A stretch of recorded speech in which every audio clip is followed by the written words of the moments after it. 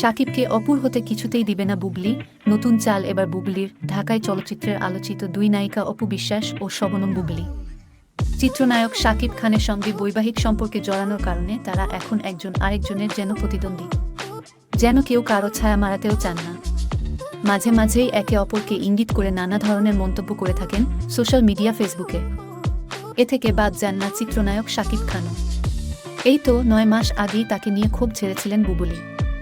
বলেছিলেন শাকিব নিজেকে সুপারস্টার দাবি করেন, তার নাম এখন মুখেও আনতে চান না। এ নিয়ে ওই সময় ব্যাপক সমালোচনা ও চর্চা হয়েছিল। তবে সেই সব চর্চা এখন অতীত। এবার সুর পাল্টালেন অভিনেত্রী।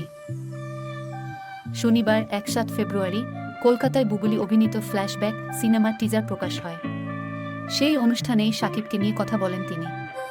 সেখানে তার ব্যাপক প্রশংসাও করেন।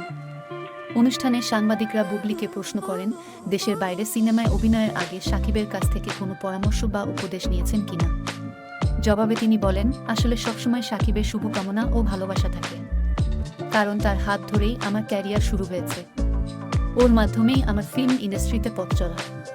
বুবলি আরও বলেন, শাকিব অনেক কিছুই দেখিয়েছেন, শিখিয়েছেন। টানা ৫ বছর আমি তার সঙ্গেই তো কাজ করেছি, আর এখন তো আমরা পরিবারের অংশ। এজন্য সেখান থেকে সবসময় ভালোবাসা ও শুভকামনা থাকে।